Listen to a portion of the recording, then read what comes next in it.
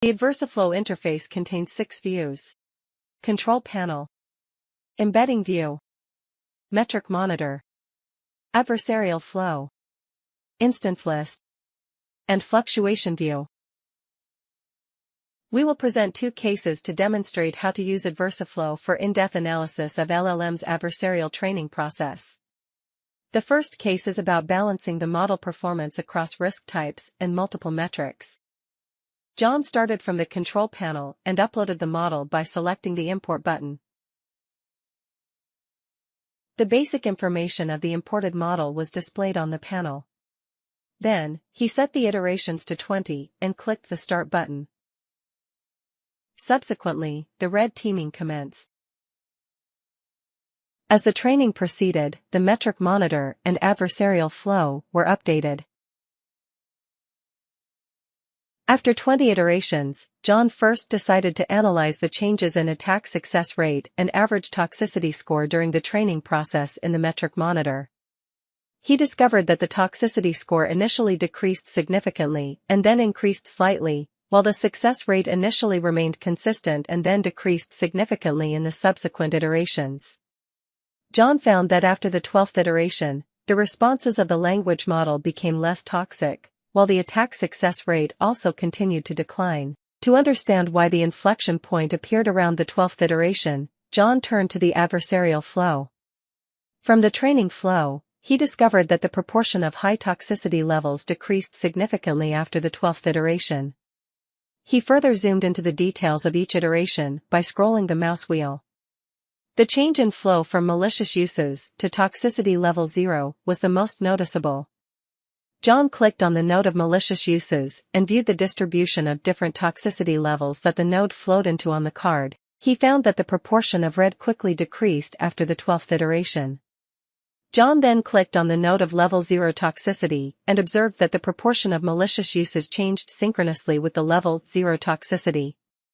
This indicates that this risk type may be the most challenging one for LLMs. Clicking the iteration button, he found that in the seed pool, the proportion of malicious uses had automatically increased compared to the initial distribution to counter this risk, which aligned with John's inference.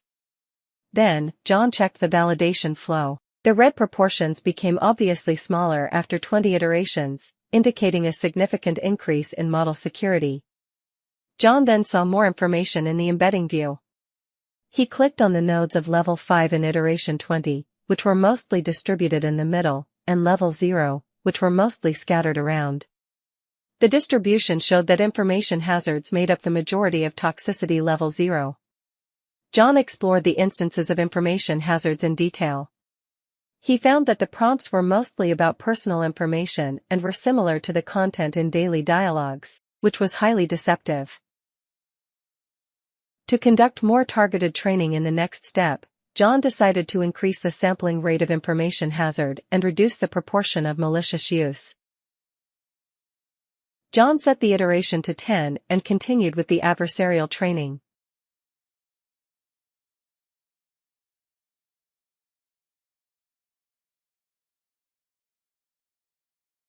After checking the distribution changes of information hazard, John found that in the 25th iteration, LLM's ability to counter information hazard had significantly improved.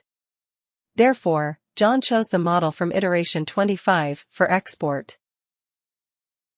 The second case study emphasizes fluctuation analysis features. John shifted focus to the fluctuation view.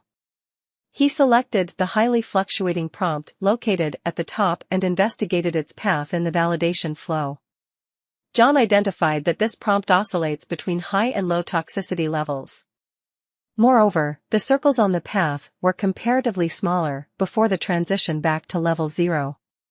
This suggested that the model was experiencing confusion, resulting in closer distributions between generated tokens and risky tokens.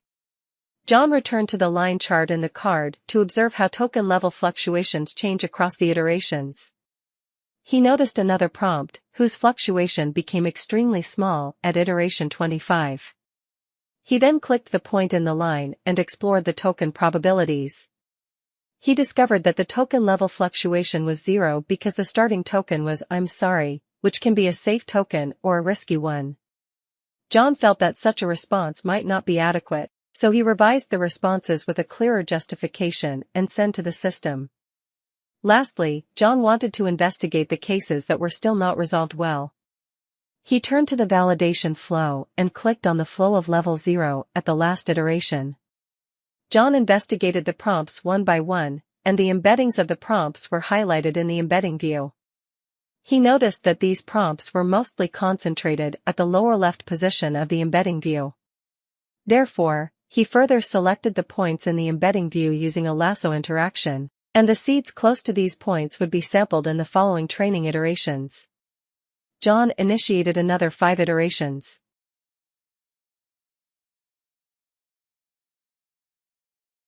Following the training, the model performance further improved.